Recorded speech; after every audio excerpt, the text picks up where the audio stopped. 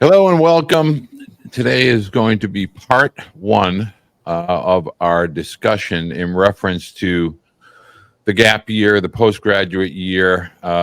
We can call it, there's a term, a lot of people just are using it now as a take a year off and go to the weight room or, get your academic affairs in order. But for several decades, in fact, centuries, this has been referred to as the postgraduate year. And a lot of families across the country, at least those that are not in the greater New England or North Atlantic, Northeast area, might be unfamiliar with the postgraduate process. And so I thought it would be a good idea to take some time and speak with a family who I'm helping.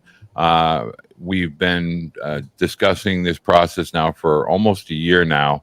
And when I first broached this subject with the McIntyre family, we have Stephen, we have Alana, and we have Logan from Texas. First and foremost, welcome, guys, and thank you very much for taking a few minutes to talk to me tonight. Thank you. Thanks, Walter.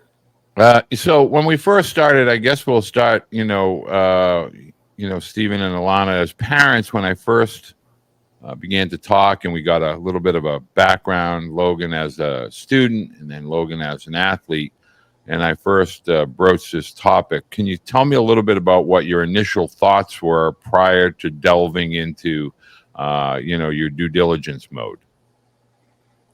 Yeah, I'll let Lana touch on it too. But my first, I guess, was maybe neutral to negative. It kind of seemed like a fifth year of high school, and Logan's worked pretty hard on his grades. And even though I knew some of these schools by reputation were great academic schools, it seemed like maybe we were done with that high school process. And the thought of another year, I don't think sounded great initially. And I think we've kind of done a 180 over the last 6 months or so, kind of as we've learned more. But I think initially it just didn't seem like a fit for Logan. And before I ask you directly, Logan, that's really a kind of an initial reaction for the vast majority of parents and families when you start thinking about the extra year of high school, which is, a normal kind of a thought process or classification. But in reality, it's really, not that. I mean, there's a significant amount of information that I think parents benefit from once they do a deeper dive. But maybe, Lana, you can kind of explain to parents upon further exploration and obviously visiting these schools. What was your takeaway once you were able to not only speak with representatives at these schools, but kind of step foot on campus and get an idea of the lay of the land, so to speak?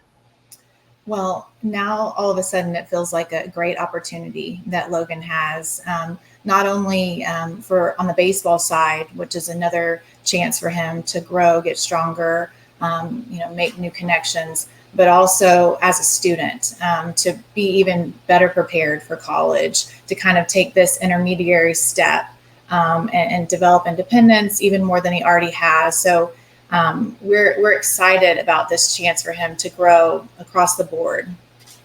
And Logan, I know that you, when you were visiting, you were able to interact with a few of the postgraduates that are now there, and maybe kind of explain, after being able to see whether it's facilities or amenities, or more importantly, to get to talk to the athletes and the coaches, what was your takeaway, once you were able to visit those campuses? I feel like the people there were very welcoming. They showed me around and made sure if I had any questions, they would answer them. They're just it was very nice that they wanted to include me, even though the postgraduates won't be there. When I go there this next year, they were still acting like they were my friend and just showing me around and just including me in everything they possibly could, helping me interact with the team and the coaches and just making me feel comfortable. Now, Logan, were you initially skeptical as far as the quality or the caliber of, maybe the athletic programs, and then once you were able to speak with the athletes or the coaches, kind of get a better understanding and see the value with regard to the potential post-grad year? Yes, definitely for sure. I honestly did not know this was an option.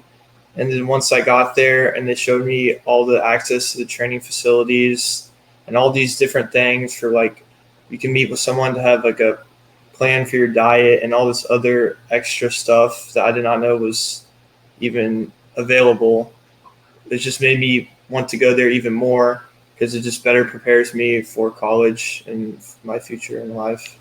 Well, a lot of the times when I'm speaking with parents, I remember, Stephen, when I initially broached this subject, I think it was just you and I, and then ultimately we talked as a group. But a lot of times parents, when they view it as that extra year of high school, instead of that college preparatory kind of total process. So from an academic and athletic perspective, would it be safe to say that now as a family you have a better understanding as to the value and the role that it can play, now specifically for Logan, but for those that take advantage of this type of postgraduate year? Yeah, I think initially, Logan's going to a college prep school here in Texas, which is a good school. But I think when you set foot on campus, we've got a daughter who's a college sophomore. We've looked at a lot of college campuses around the country. And when you set foot at these schools, it doesn't look like you're even a nice college prep here in Dallas. It looks like a college. It's a big campus. It's, lots of people being boarded there. It's a giant place. I mean, I think a place you can fit in, but it's got a very college feel in terms of you're basically going off, I think, to kind of start your first year of college. It may not count quite as that, but I think it's that intermediate year where you're getting a lot of things done, whether it be on the academic side, the baseball side, to just growing up in life, right? Doing your laundry, taking care of your meals. Mom and dad aren't over your shoulder all the time. So it's a lot of maturity that happens to where I think when you are that college freshman, you're hitting the ground running. Well, I know you as a family value from an academic perspective, but more importantly, balance with regard to, Logan's college experience collectively, not just specifically athletically. And I think what the whole purpose of why I feel that this is an important topic for parents to gain a better understanding about is we place so much emphasis on the athletic, the college recruiting, the division or level of college play. But oftentimes we neglect the other areas, whether it be, that transition from high school to college, as you are well aware, with your daughter being currently a sophomore in college. That's a tough transition, especially if you're moving a considerable distance. And so the postgraduate experience definitely allows, in this case, Logan, to have understanding of what it's like to have a roommate, time management skills, how to be prepared not only academically but socially, involving yourself within a global campus, and really that's the biggest difference. I think a lot of parents, when they start to look at this gap year, take a year off, go lift weights, go throw or hit, what have you. Is this something now that you can see, kind of the light through the end of the tunnel as far as with regard to the experience for Logan life-wise as opposed to just athletic-wise? Yeah, I'll jump in here, and I think Amanda probably had something. But when you were talking to Corbin at Vanderbilt, he talked about the 1 year gap year where you only did athletic and weights. I think you got to stimulate the mind, and it feeds on itself. You become a better baseball player because you're pushing your mind, and vice versa. And we feel Logan really works hard in his grades. It's very important, and he probably thinks he's going to play in the major leagues, and hopefully that works out. But if he doesn't, or even after that, you need to be well-rounded so you can have a productive life, for the whole run of it. And really feels like these fifth years, the connections you make, just the reputation of those schools, what they'll lead to probably on the college front, it's just so enormous that we started out, I think it's a fifth year of high school that he has good grades he doesn't need. And we think now it's this incredible kind of stepping stone that I don't think people, particularly in our part of the country, probably even realize is there. Well, that's an area that I was hoping that you would kind of touch upon, because as much as with regard to the sport of baseball, spend a great deal of time talking about athletics. I also want parents and families and student athletes to understand that it's equally, if not greater, as far as a competitive environment when you start to look at these high-level academic institutions, because we look at acceptance rates and we see 4%, 5%. It's very, very, and it's global, right? So when we start to talk about really significant academic opportunities, we're not only dealing with the United States and Canada, we're talking about 100 other countries that are trying to get and place students in some of these colleges. So these types of postgraduate schools, again, they have been around for centuries. They have been the home of presidents, George Bush, the Kennedys, from a political perspective and a corporate perspective, a lot of very high level, affluent, strong academic families have been trying to get into these types of schools. And so in a way, Logan is able to trade both his hard work in the classroom as well as with regard to athletic and baseball skill sets, and trade that and get that academic experience at a school, whether it be the Salisbury School or Deerfield or Andover or Exeter, Cheshire, et cetera.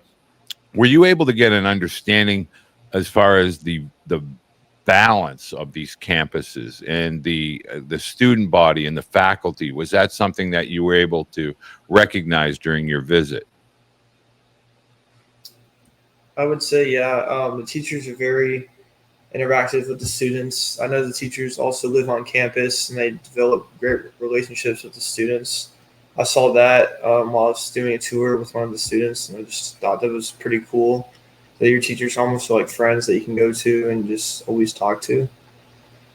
Yeah, I think as a parent too, that was something that, again, we didn't initially know either, is that you're going off somewhere, way far across the country, but you've got very high level faculty that's exposing you to all these different things, all walks of life in terms of different people. But on top of that, the majority of them live on campus. You've got another set of kind of parental type eyes on your son while he's going through this year. And that was, I think that was a really comforting kind of piece of the pie that we didn't know existed as well. We have, going to be speaking with a couple other sets of parents, and I have a young man and family from Canada. And rather than do a postgraduate year, they just redid their junior year and then repeated their junior year here in the United States. And they're in an ISL school, Lawrence Academy, where my youngest son, Tyler, went to. And one of the most fascinating dynamics of Lawrence Academy particularly is Tyler, who was a very introverted, kind of soft-spoken student at a public high school, when he went to Lawrence Academy, was kind of brought out of his shell by a very prominent former NYU professor, from New York, and it still maintains a tremendous relationship, albeit 14 years later from his high school days. So I really think that when you start to do a deeper dive into this experience, it's not just an athletic-centric decision. This is a really, I can speak from a position as a parent, something that truly affects our children long term. And so, Alana, I guess I really want to ask you, do these schools feel comforting as a mom? You being in Texas, these schools that you visited were New Hampshire and Massachusetts. Did you feel, okay, this is something that will benefit Logan long term, far beyond the baseball diamond? Definitely. I mean, I think I was a little bit surprised, as Stephen was mentioning, that so many of the faculty live on campus, and the support system there is just tremendous. And just to see from just a few conversations that we had with teachers and with students, how invested everyone was, and how just even from Logan being on there just a few minutes, how welcoming, how inclusive they were, and how you can tell they really care about not just how he does, right then, that 1 year, but his future and the long term. And as a mom, that's what matters to me is his future. And so I was really excited to see that. Well, I can tell you a few students that are now in their 30s, as well as my youngest, Tyler. They're at schools like Northwestern getting their MBA. Tyler getting an MBA from Baylor. They really place a strong, significant part in getting students prepared to be successful in any and all facets of their life. So I'm really happy that you were able to take some time and share your experiences as you're going through your senior year in high school and exploring the postgraduate world. Stephen, is there anything that you would add that maybe you didn't think a year ago, but now you've kind of seen the light, so to speak, that you think would be a difference maker or help families kind of follow along this similar path? Yeah, I mean, just from the baseball front, we started paying attention to these handful of schools. Where do the PGs and where do the fifth years? Where do they end up? And it's pretty staggering, in terms of the high academic schools. They're again leveraging their baseball to go to very good schools, which I think is ultimately what Logan's after. And I think too, if you see in Texas, it's and you've talked about how old college baseball has gotten. It's gotten harder and harder to play early in college baseball as everything's gotten older and things have backed up from the minor leagues, having less spots. And we've just seen that in terms of the extra year of maturity. I think we've done the 180 from we don't need another year of high school to where I think this is an intermediate step that Logan's excited about. And I think it's the right fit as we spent more time on it. I think it's really exciting that you first mentioned it to us. Well, and on that note, I always tell parents, and I always try to kind of present, we talk about SEC, ACC, Big 12, Big 10, et cetera.